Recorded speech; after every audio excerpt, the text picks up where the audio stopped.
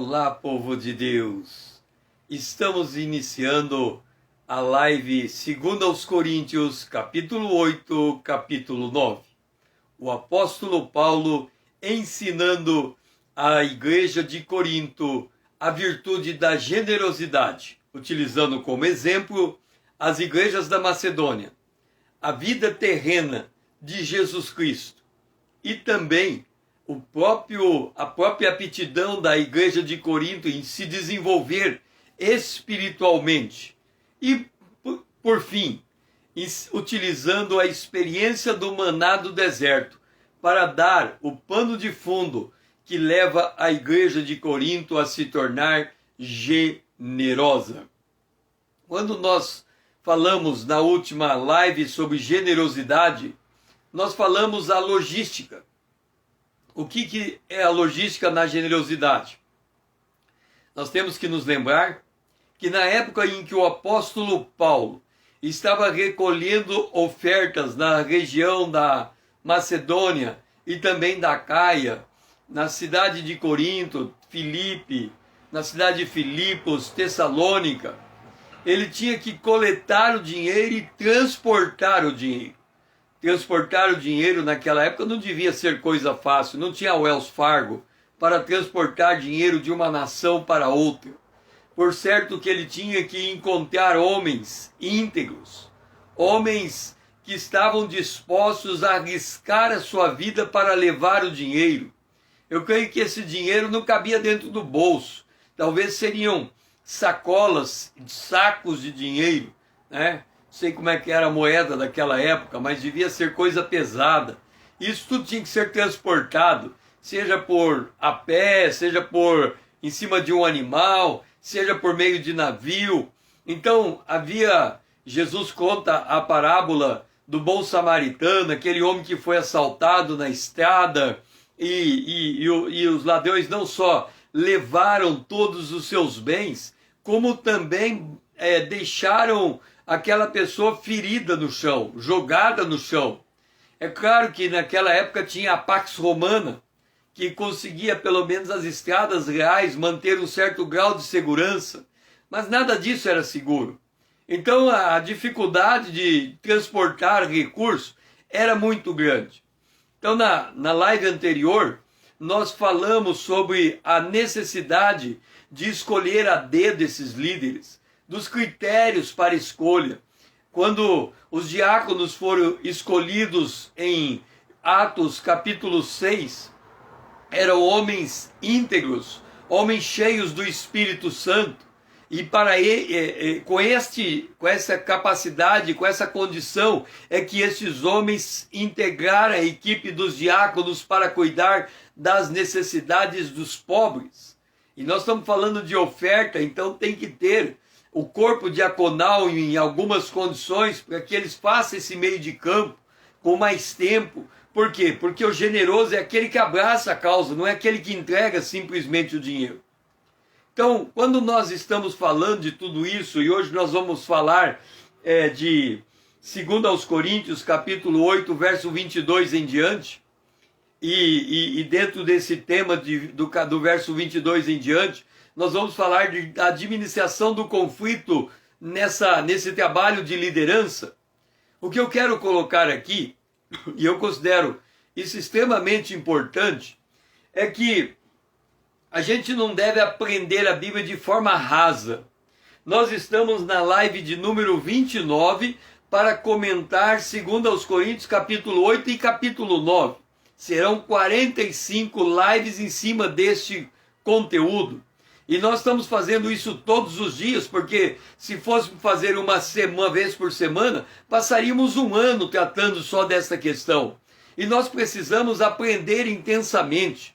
E quando nós voltamos aqui para a questão da generosidade, eu vou colocar só a primeira letra, mas eu vou citando, apenas para nós entendermos a amplitude que é a questão da oferta. Porque quando nós vamos hoje nas igrejas modernas, algumas das igrejas que fazem apelo maciço para que possa obter a oferta do povo, nesses apelos há uma única relação linear. Você entrega a oferta e você vai ser abençoado. Então a pessoa só enxerga a oferta dessa forma. Ela não enxerga a finalidade da oferta, porque isso não é colocado. É apenas dito, olha, se você ofertar, você vai ser abençoado. Então a relação é binária. Eu dou a oferta e eu recebo algo de volta.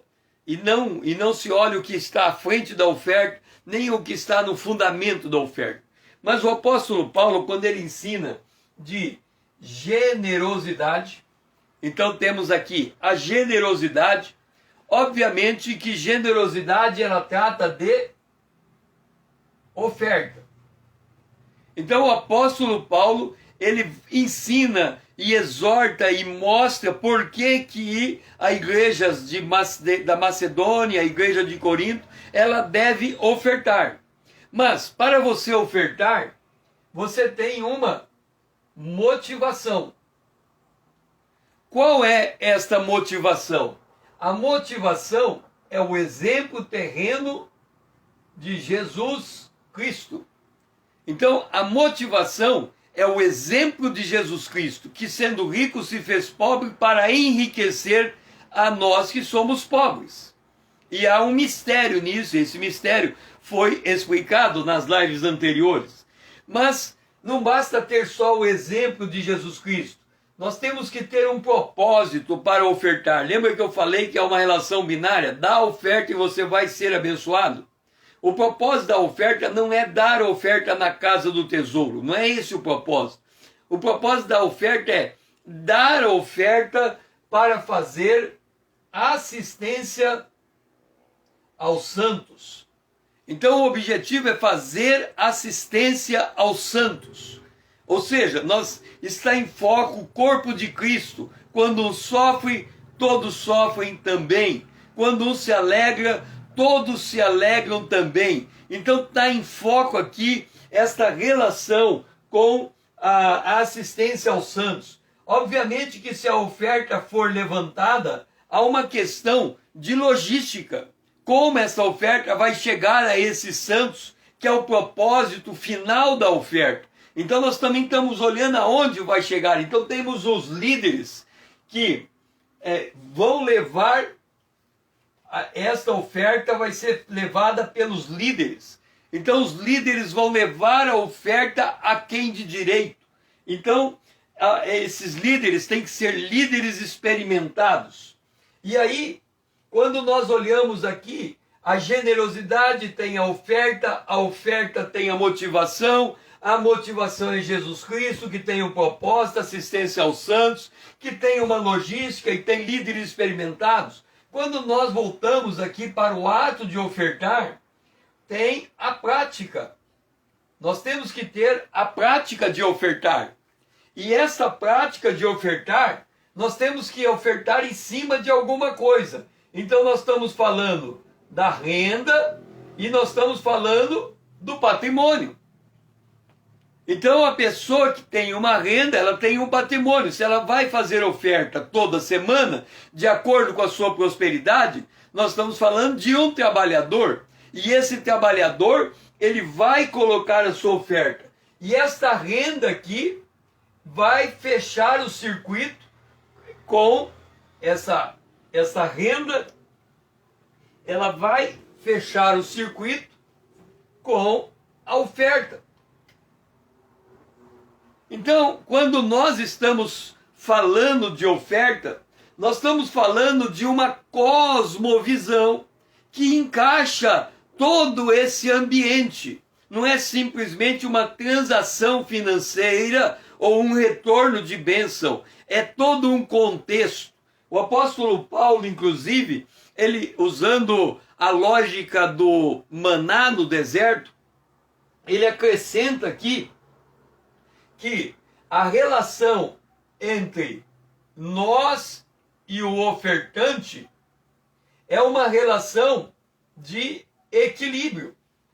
Por que é uma relação de equilíbrio? Porque hoje nós temos para ofertar e ele está passando necessidade. Amanhã ele pode ter para ofertar e nós passarmos necessidade. visto que a economia é cíclica. Então, quando nós falamos do equilíbrio, por trás do equilíbrio, nós estamos falando do mercado. E por trás do mercado, nós estamos falando de uma economia cíclica. Veja que, Humberto, seja bem-vindo. Veja que nós estamos colocando esse panorama todo aqui para demonstrar que quando tratamos da oferta, nós tratamos da oferta dentro de uma cosmovisão. Então eu vou colocar de novo esse cenário rapidamente para nós entendermos. Paulo está ensinando a generosidade para a igreja de Corinto, em 2 Coríntios 8:9. Ao ensinar generosidade, ele está falando de oferta. Ao falar de oferta, ele está falando de uma motivação. Ao falar de uma motivação, ele está falando de seguir o exemplo de Jesus Cristo. Ao seguir o exemplo de Jesus Cristo, ele está falando de um propósito. Ao falar de um propósito, ele está falando de assistência aos santos. Ao falar de assistência aos santos, ele está falando de uma logística. Ao falar de uma logística, ele está falando da escolha de líderes experimentados. Ao falar, então, de oferta, ele está falando de prática, colocar em prática o ato de ofertar. Ao falar de colocar em prática, ele está falando em tirar a oferta da renda, não do patrimônio. Ao falar em tirar a oferta da renda será levantada. E quando Paulo fala do contexto da oferta, ele está falando do equilíbrio entre quem está dando a oferta e quem está recebendo a oferta. Por quê? Porque a economia é cíclica. Hoje eu estou dando oferta e o outro está recebendo. Amanhã pode ter eu necessidade de receber oferta e o outro está dando. Ele está falando então de um ciclo.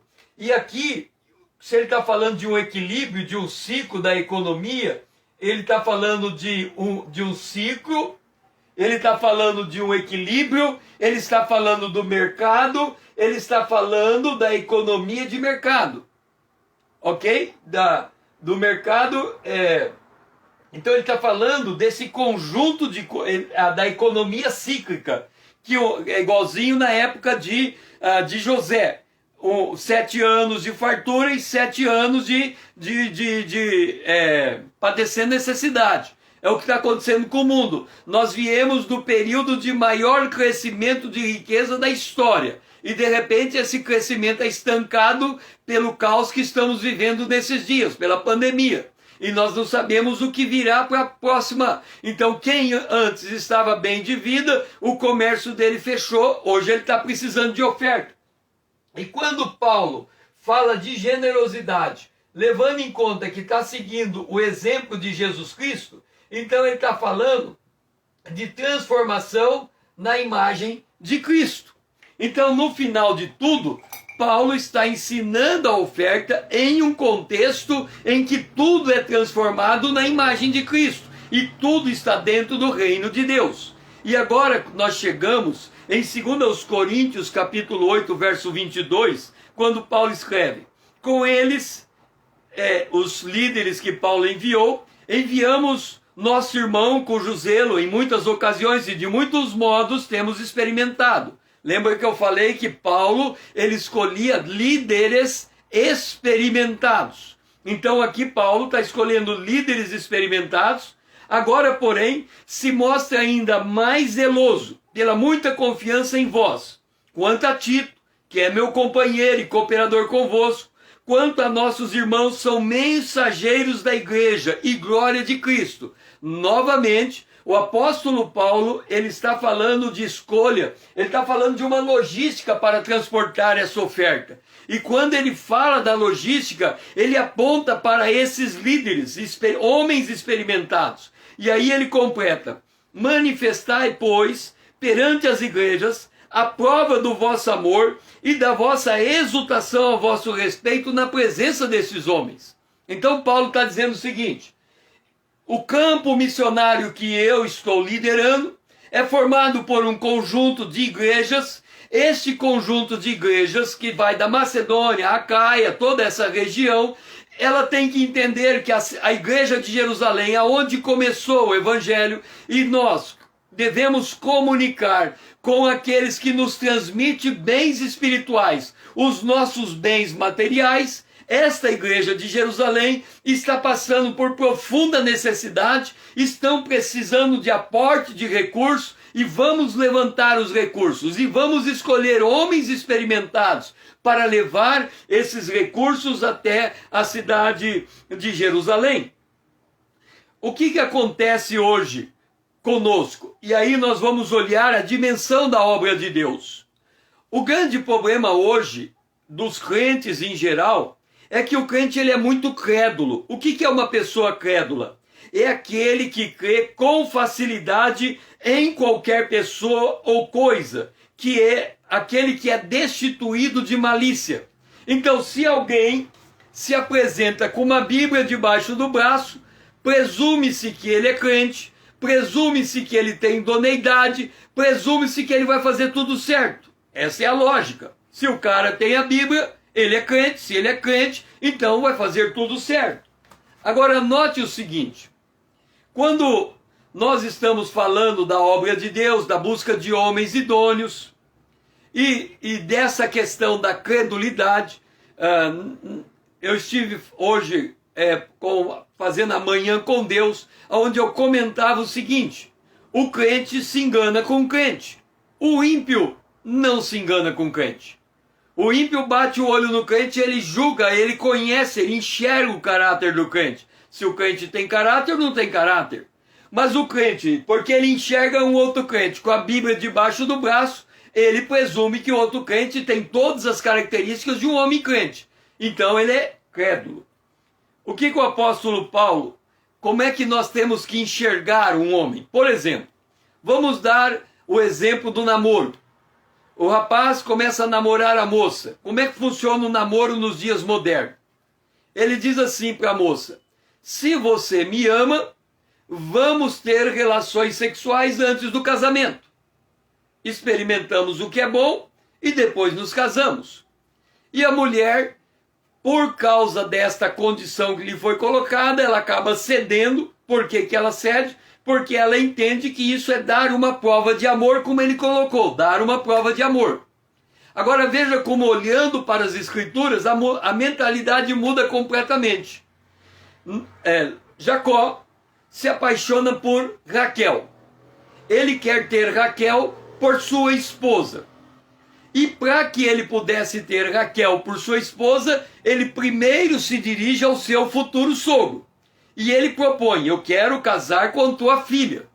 E o sogro lhe dá uma condição: eu lhe dou ela em casamento se você trabalhar para mim por 7 anos. Observa a diferença. Hoje, o homem obriga a mulher a dar uma prova de amor para poder casar no futuro, tendo relações sexuais no presente. No caso de Jacó, para ele poder ter relações sexuais no futuro com sua esposa, com a sua futura esposa, ele teve que trabalhar por 7 anos.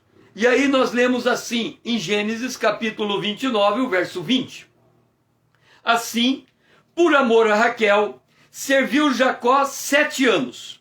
Ok? Então, Jacó queria casar com Raquel, a condição do sogro era que ele trabalhasse 7 anos, e ele trabalha 7 anos. Agora olha o detalhe: e estes anos lhe pareceram como poucos dias, pelo muito que ele amava a Raquel. Do ponto de vista do mundo, o homem diz: eu provo o meu amor com você, prova o seu amor comigo se você antecipar relação sexual. Do ponto de vista da Bíblia, é o oposto.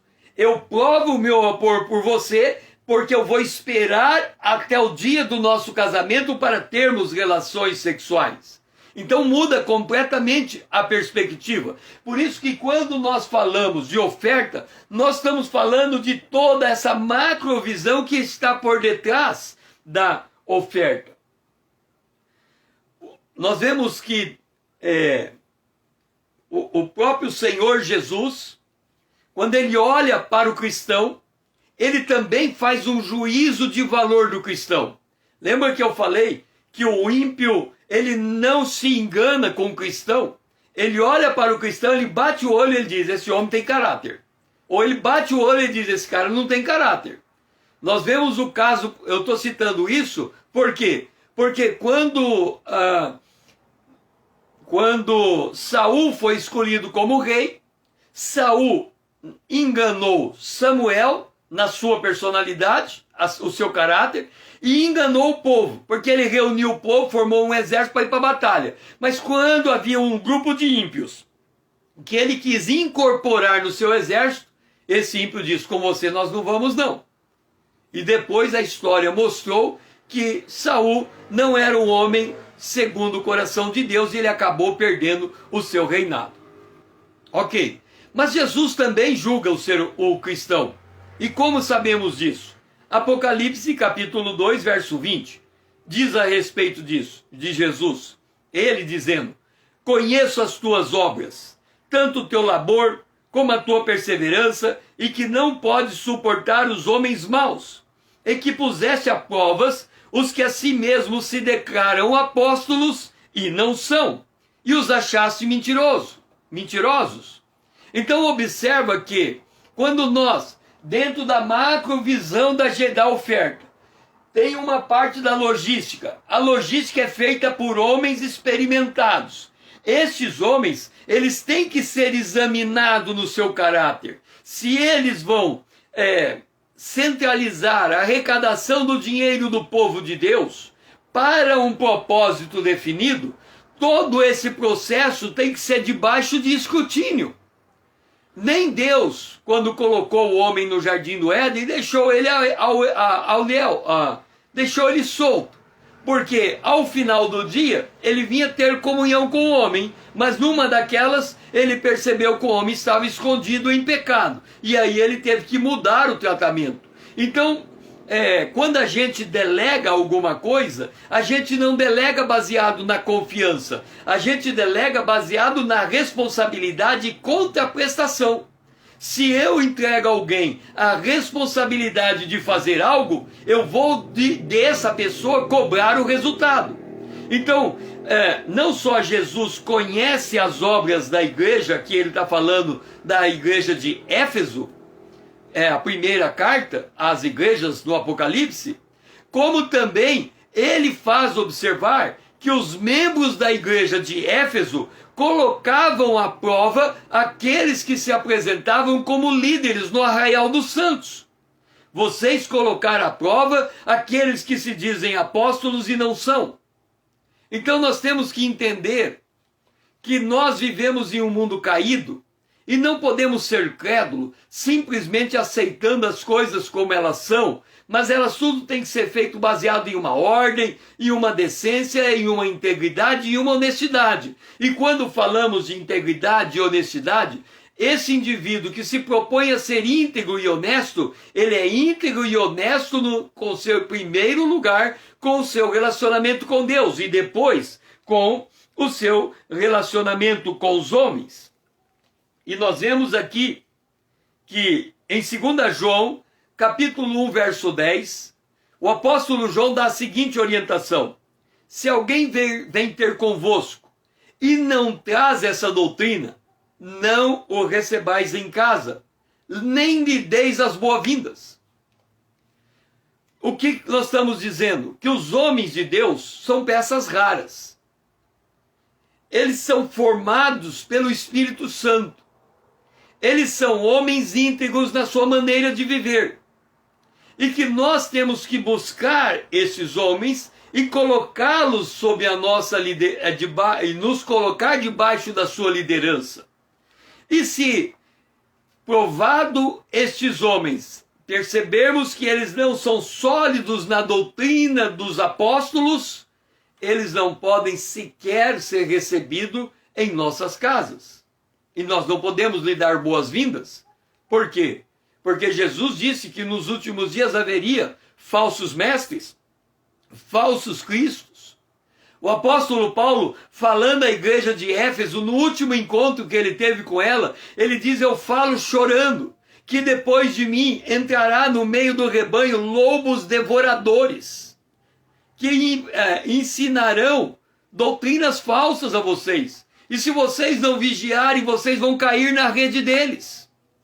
Então, quando nós falamos de oferta, e se alguém ele convoca-nos para entregar uma oferta, nós temos que saber qual é o propósito daquela oferta, para onde ela está indo, se ela de fato está contribuindo para alguma coisa que seja significativa para o reino de Deus. Esse é o papel do generoso. O generoso é aquele que entrega uma oferta com conhecimento de causa. Ele sabe por que ele está fazendo aquilo. Não porque ele quer fazer uma troca. Eu dou oferta para eu ser abençoado. Não. Eu dou oferta porque eu quero que ela chegue em destino certo e que ela produza o resultado esperado. Esse é o objetivo da oferta.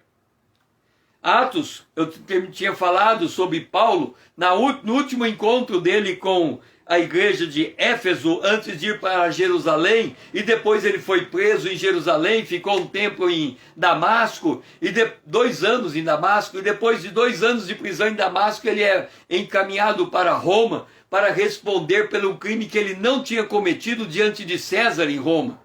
Mas antes disso acontecer, Paulo chega à igreja de Éfeso e diz assim, a reunião não foi em Éfeso, foi próximo a Éfeso.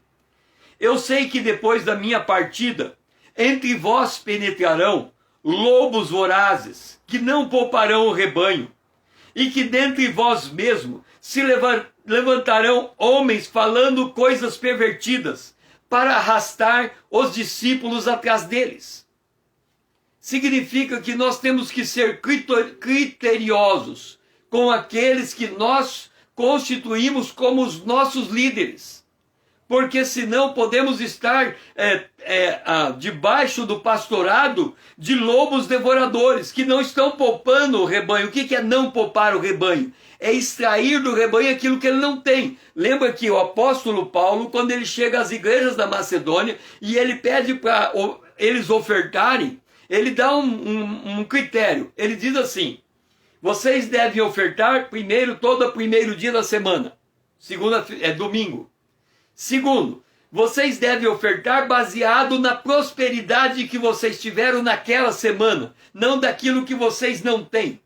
Então, Paulo dá um critério de oferta a partir daquilo que você tem. E aí alguns que estavam ali, eles queriam dar oferta além daquilo que era a posse deles. E Paulo disse, eu não posso receber a oferta de vocês. O que vocês estão querendo ofertar é muito acima da capacidade da renda de vocês. E aí, o texto diz que eles pediram com rogo, eles suplicaram a Paulo. E eles convenceram Paulo que no caso deles em particular, cabia entregar muito mais do que a renda, talvez o patrimônio inteiro, como fez Barnabé, que entregou o patrimônio inteiro. Mas, nesse contexto, o apóstolo Paulo diz que esses que entregaram as ofertas de forma voluntária, seja aqueles que entregaram da renda, seja aqueles que entregaram acima da renda, Paulo coloca que eles fizeram de forma voluntária e eles entregaram primeiro a si mesmo a Deus, e depois entregaram a si próprio para o apóstolo Paulo, para fazer parte daquela obra. Então eram homens que estavam entregando ofertas que tinham profunda convicção do seu relacionamento pessoal com Deus. Porque eles não chegam para Paulo e dizem assim, aqui está a minha oferta. Eles dizem assim, Senhor, eu estou me entregando a Ti, eu estou me colocando à disposição do apóstolo Paulo, e agora, Paulo, eu já conversei com Deus e estou entregando na tua mão a minha oferta.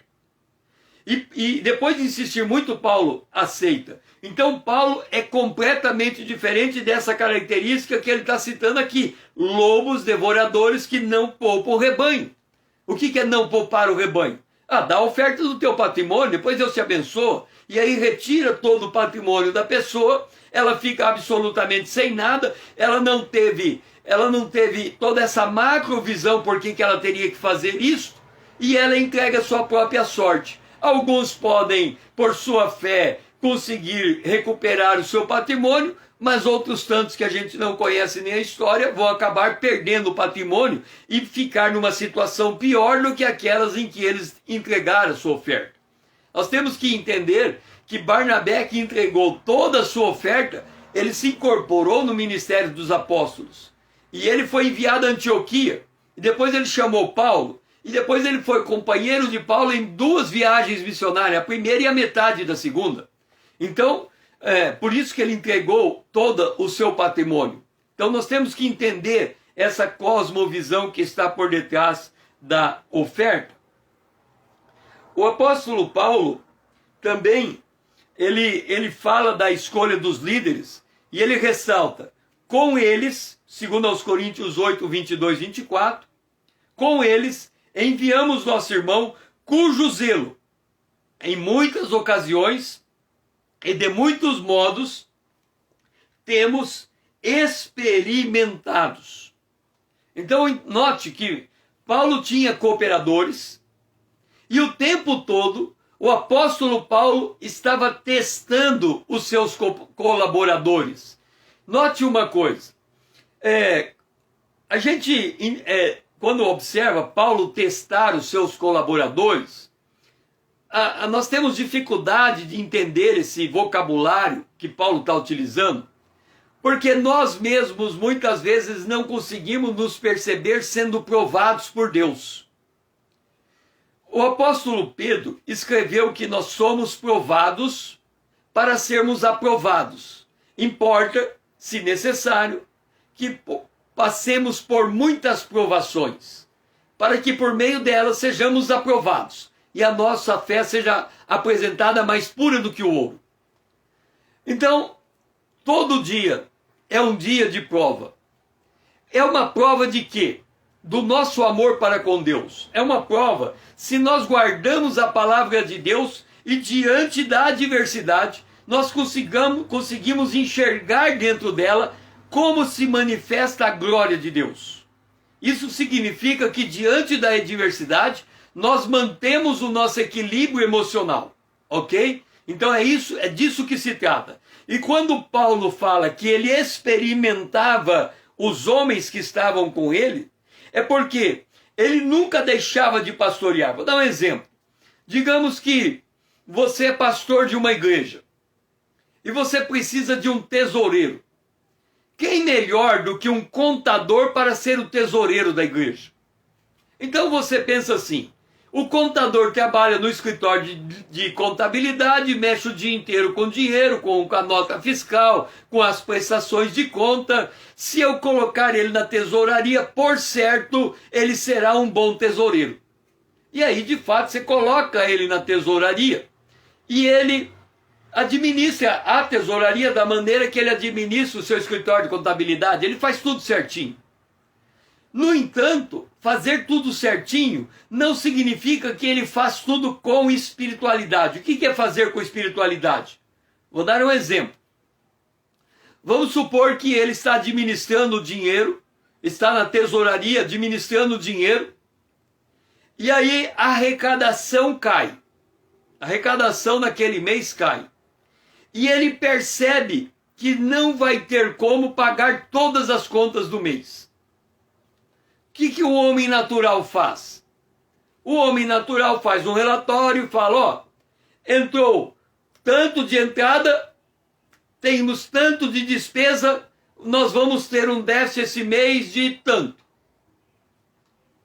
E aí o pastor, ele conta isso para o pastor chega para ele e fala, então faz o seguinte, na escola bíblica dominical, antes de começar a escola, você apresenta o relatório para a igreja e diz para a igreja que está faltando, vamos supor, 10 mil reais. E esse mês, se não a oferta não aumentar em 10 mil reais, não vai pagar a conta do mês. E aí ele vai lá na frente e ele faz exatamente isso. Aqui está o relatório, entrou tanto, faltou tanto, nós precisamos de tanto.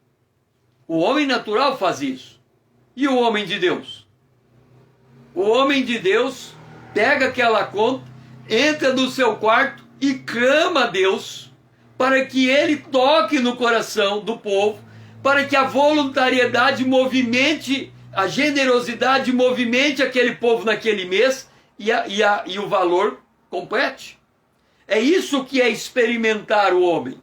Então, se é para dizer, colocar um homem para fazer o que ele naturalmente sabe fazer, a resposta é animosidade na igreja. Por quê? Porque ele vai colocar os números friamente diante da igreja, a igreja vai sentir que ela é obrigada e constrangida a colocar o seu dinheiro para suprir o caixa, e aquela relação que seria uma relação de amor se transforma facilmente em uma relação de constrangimento. Por quê? Porque nem o pastor e nem o tesoureiro tiveram a presença de espírito de esperar em Deus e de clamar diante de Deus e enxergar que o fluxo de dinheiro na casa do tesouro pode ser um relacionamento que a igreja está tendo com Deus e que a torneira está fechando. Por quê? Porque a igreja ela está se afastando do Senhor. Então o problema não está em aumentar a oferta. O problema está em aquecer os corações das pessoas para que elas sejam mais generosas. Então é isso que estamos falando quando dizemos que Paulo experimentava os seus colaboradores. Experimentavam na palavra para saber se todas as decisões que eles tomavam eram baseadas na palavra de Deus. Esse é o princípio da reforma. A Bíblia é o nosso livro de regra e de prática. Nós vemos aqui no caso do próprio Jesus, João capítulo 2, 23 e 25. Ele estava em Jerusalém na festa da Páscoa e muitos viam os sinais que ele fazia e criam em Jesus. Mas o próprio Jesus não se confiava neles, porque sabia que aqueles homens que estavam crendo em Jesus antes do Calvário, eles não teriam força, nem resistência, nem capacidade espiritual de resistir ao que estava por vir. Porque primeiro tinha que descer o Espírito Santo, encher o coração dos crentes, para que eles pudessem ser intrépidos. Então Jesus conhecia que aqueles homens fracassariam na hora H. Então nós temos que conhecer a natureza humana, olhar para ela e entender, aqui vai dar problema, ali vai dar problema, lá vai estar também, eu tenho que calçar com a palavra aqui, eu tenho que calçar com a palavra aqui, eu tenho que calçar com a palavra lá. Esse é o papel do pastor, levar as pessoas a mudarem, a afinarem o seu relacionamento com Deus, para que elas possam cumprir as suas atividades no corpo de Cristo e fora, e no seu ambiente de trabalho, na sua casa, na sua família, em todos os lugares. Por isso que Paulo, segundo aos Coríntios 8, 22, ele torna a enfatizar: com eles enviamos nossos irmãos cujo zelo em muitas ocasiões e de muitos modos temos experimentados. O apóstolo Pedro também, ele vai dar uma palavra na mesma direção, quando ele diz: pastoreai o rebanho de Deus, não por constrangimento, nem por sorte da ganância, nem como dominadores dos que foram confiados. Mas ele coloca como modelos. O que é ser um modelo de liderança? É aquele que é capaz de dizer: faça como eu faço, assim como eu faço, como Cristo faz. É o que Paulo dizia: sede meus imitadores, como eu sou de Cristo. Então, se o nosso viver não coloca as pessoas em contato com o próprio Cristo, para que eles vivam como Jesus viveu, nós estamos falhando na nossa liderança. É por isso que eu coloquei esse macro entorno, conteúdo, que está a oferta. Por quê? Porque dentro desse macro conteúdo, nós temos Jesus Cristo como modelo, nós temos o cristão que está dando a oferta e nós temos ele se formando na imagem de Cristo. Então é algo que acontece por dentro, é algo que muda o caráter da pessoa, que muda a visão da pessoa, que muda a perspectiva da pessoa, tanto do ofertante como aqueles que vão participar de toda a logística da oferta. Todos precisam estar nesse processo contínuo de relacionamento com Deus. Não adianta eu aconselhar uma pessoa dizendo para ela ser forte, se essa força não for buscada em Deus. Não adianta eu aconselhar uma pessoa para ela ter sabedoria, se eu não ensinar como ela buscar essa sabedoria na palavra de Deus. Não adianta eu ensinar uma pessoa a caminhar no meio das lutas, se eu não ensinar como vencer as lutas mediante o poder de Deus. Então, o nosso propósito de liderança é este, de nos mostrar, colocar a pessoa diante de Deus para que ela tenha um crescimento espiritual. É por isso que Paulo, em 2 Coríntios 8, na parte final do verso 24, ele diz: manifestai, pois, perante as igrejas, a prova do vosso amor e da nossa exultação, vosso respeito na presença dos homens. Ele está dizendo, sejam hospitaleiros e mostre como você recebe bem os líderes que estão indo aí recolher a oferta para levar a oferta a Jerusalém.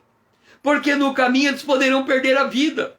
Era muito perigoso levar oferta naquele período. Então Paulo está dizendo, eu estou mandando homens experimentados, homens inteligentes, homens bem formados na palavra de Deus. Recebam-os com alegria, dê a eles hospitalidade, para que eles possam seguir em frente e cumprir a obra do seu ministério. E em 2 Coríntios 8, 21, o apóstolo Paulo vai ser ainda mais incisivo, porque ele vai dizer, pois o que nos preocupa é procedermos honestamente, não só perante o Senhor, como também diante dos homens. Aqui está a chave de todo o ensino do apóstolo Paulo. O apóstolo Paulo escreve numa carta, eu escrevo isso porque eu espero ir ter logo com vocês. Mas se eu não for, eu estou escrevendo isso para que vocês aprendam como andar na casa de Deus. Deixe-me dizer uma coisa para você. Na casa de Deus, que é a igreja, que é o corpo de Cristo, e nós não estamos falando só a instituição igreja, aquele prédio onde as pessoas se reúnem e tem toda uma infraestrutura para manter aquele prédio. Mas nós estamos falando do corpo vivo de Cristo, a igreja, com seus líderes e os seus liderados. O objetivo de todos é que cada um consiga ter um relacionamento pessoal com Deus e esse relacionamento transparente um com os outros. É por meio desse processo de transparência que quando nós lemos em 2 Coríntios, capítulo 3, versículo 18, o apóstolo Paulo, ele dá a seguinte instrução. 2 Coríntios, capítulo 3, versículo 18. E todos nós, como com o rosto desvendado, contemplando, como por espelho, a glória do Senhor, somos transformados de glória em glória, na sua própria imagem, como pelo Senhor, o Espírito. O apóstolo Paulo, ele está falando, no contexto dessa passagem, do véu que Moisés utilizou. Vamos entender o que é o véu que Moisés utilizou. Quando Moisés subiu na presença de Deus, ele ficou 40 dias na presença de Deus. Aí ele desceu para estar de novo com o povo. Só que ele não percebeu que ele desceu da presença de Deus diferente. Quando ele chega diante do povo para conversar com o povo, o seu rosto brilhava meio que como o sol. Era muito forte o brilho do rosto de Moisés. E alguém do povo disse, olha Moisés, nós não conseguimos olhar a tua face está radiando uma beleza indescritível. Moisés, sabendo disso, ele coloca uma máscara, um véu, diante do seu rosto. Então ele ia diante de Deus e tirava o véu, falava com Deus. Chegava diante do povo, ele colocava o véu. O problema é que a glória da lei é uma glória passageira. E com o passar do tempo, Moisés perdeu o brilho da glória, porque era o brilho da glória da lei. Ele perdeu o brilho. E aí ele continuou com a máscara. Porque se ele tirasse a máscara e as pessoas enxergassem Moisés sem o brilho, eles iam pensar que Moisés tinha desviado da fé. Seria essa conclusão lógica. Então Moisés continua com aquela máscara. Paulo está dizendo que a obra do Espírito não precisa mais de máscara. Nós, como rosto desvendado, de tanto olharmos para o Senhor, somos transformados de glória em glória. Então, quando Paulo diz que a preocupação dele é o proceder honesto, esta honestidade não é uma simples virtude de fazer tudo certo e direito. É a consciência, é um estado de consciência de que o indivíduo está em primeiro lugar na presença de Deus. E que não há nada que ele faça que possa ser ocultado da face de Deus. É por isso que Salomão colocou: o princípio da sabedoria é o temor a Deus. E quem teme a Deus se afasta do mal. Então, as coisas são conjugadas, elas são consequentes. Se eu temo a Deus, eu mudo o meu relacionamento com o mundo. Eu me afasto do mal. Não há como eu ter o relacionamento com Deus e esse relacionamento não impactar no meu relacionamento com as pessoas que estão em volta de mim. Então, quando Paulo ele está falando da consciência, da honestidade, ele está dizendo: eu estou falando de um homem que sabe que está na presença de Deus e sabe que está na presença dos homens, no mesmo nível em que ele está na presença de Deus. Mas ele tem, como diz aqui, o rosto desvendado. Ele é transparente. Ele é quem ele é, em qualquer lugar, em qualquer situação. Ele não muda o seu comportamento porque o outro muda o seu comportamento. Ele permanece com a mesma longanimidade, bondade e benignidade para com aqueles que estão em volta dele.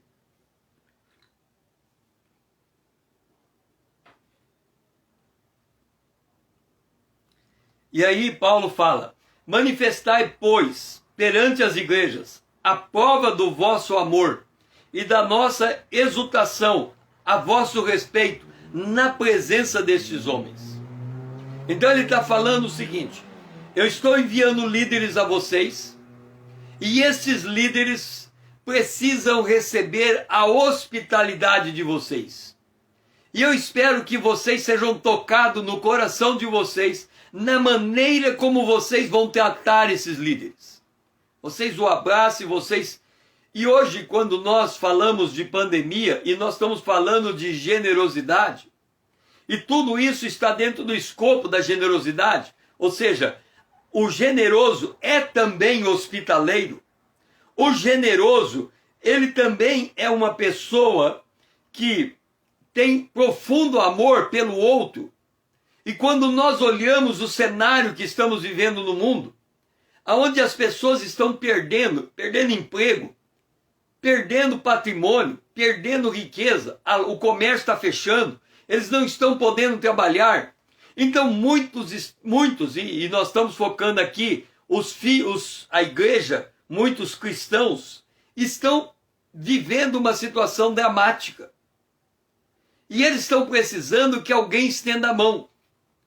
Agora, quando Paulo fala da oferta, ele diz que na oferta de Deus há abundância.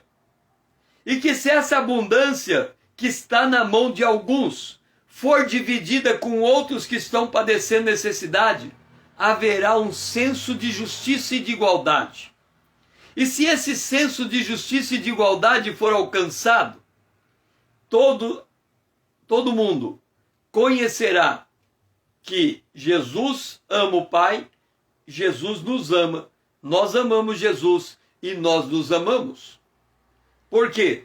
Porque ninguém será deixado para trás. Um estará cuidando do outro. E aí o apóstolo Paulo, ele volta a enfatizar uma máxima de Deuteronômio capítulo 15, o versículo 11. Pois nunca deixará de haver pobres na terra. Por isso eu te ordeno, livremente abrirás a mão para o teu irmão, para o necessitado, para o pobre da terra. Para o pobre da terra. Dentro de todo esse escopo em que se insere a oferta, quando nós nos dispomos a ofertar, os nossos olhos estão fitos naquele que passa por necessidade. O nosso amor se constrange pela condição em que ele está vivendo.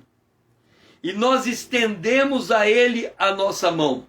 E ao estender a ele a nossa mão, nós estamos querendo que ele se coloque de pé e possa caminhar. E quando Paulo fala que nunca deixará de haver pobre na terra, é uma utopia pensar que nós vamos viver em uma sociedade igualitária, onde toda a riqueza possa ser dividida democraticamente. Não existe essa possibilidade por causa da natureza do coração humano. Eu estava ouvindo alguém falando hoje sobre tecnologia, e ele estava dizendo da inteligência artificial, e ele dizia que ele tem uma esperança, que a inteligência artificial, a inteligência das máquinas, seja capaz de tornar o homem melhor. Qual que é a lógica dele? A lógica dele é que o mundo vai se tornar todo digital. Uma vez que o mundo se torna todo digital, o algoritmo do mundo digital é capaz de fazer uma análise tua, e nessa análise que ele faz de você, ele é capaz de identificar a tua singularidade, a cor que você gosta, a forma, as áreas do conhecimento que te agrada. Isso já acontece. Então você abre você clica numa determinada propaganda, e aquele segmento de propaganda é canalizado para você, porque o algoritmo entendeu que você está atrás daquilo que você abriu. Então vamos supor assim, você está olhando, passando os sites na internet, e você de repente percebe um óculos. Mas você não precisa de óculos, não quer comprar um óculos.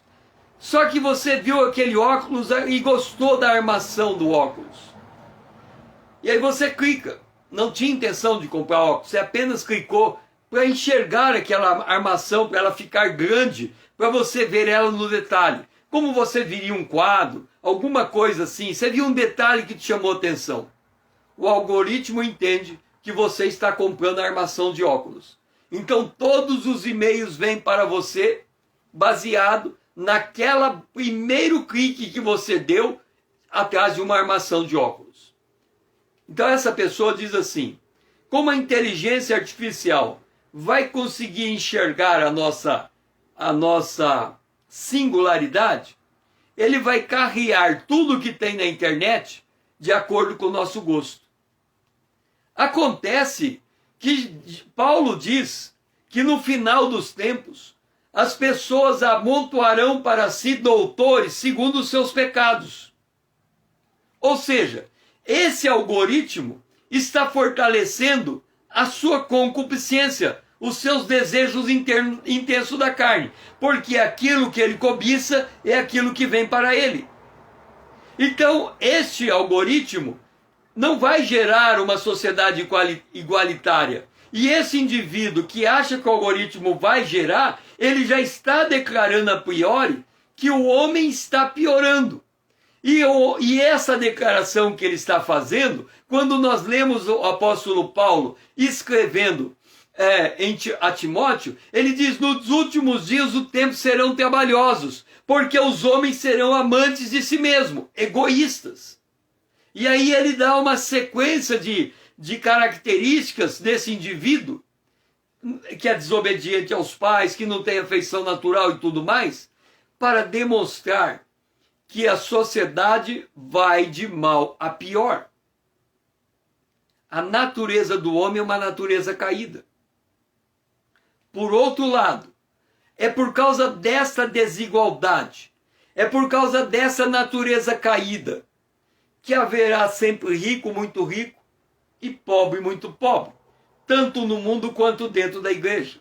Mas dentro da igreja, quem é rico, muito rico, ele tem a responsabilidade de atender o que é pobre, muito pobre. E esse é o princípio da generosidade. Eu estou usando os extremos, rico, muito rico, e pobre, muito pobre, para nós entendermos o conceito. Porque quando os discípulos enxergam aquele jovem rico, que não era capaz de vender tudo o que tinha, entregar aos pobres e seguir a Jesus, e Jesus fala que nenhum rico pode entrar no reino de Deus, é mais fácil uma agulha entrar num buraco do que o camelo entrar no buraco da agulha, do que um rico entrar no reino de Deus. Os discípulos que observaram Jesus dizendo aquilo, disseram: então quem é que poderá ser salvo? O que Paulo está ensinando aos coríntios na generosidade não é impossível ao homem ser salvo. O que ele precisa é desenvolver a generosidade como um estilo de vida. E quando ele desenvolve a generosidade, ele vai perceber que o mundo é desigual e que os pobres estão aí precisando de ajuda. E quando nós falamos de pobre, não significa pobre muito pobre também. Porque hoje, um empresário que tem a porta da sua empresa fechada, ele imediatamente cessa a sua renda. E ele passa a ficar tão pobre quanto muitas vezes o mendigo que está pedindo dinheiro. Guardada as proporções. Ele tem uma queda de renda. Ele tem compromissos para enfrentar e ele não tem como fazer frente àqueles compromissos. Então, nós estamos numa situação em que os ciclos da economia mudam os quadros sociais. E nós precisamos encontrar pessoas que sejam generosas para poder ajudar umas às outras. Por isso que Paulo, ele, ao ensinar a igreja de Corinto, ele dá como modelo Jesus Cristo.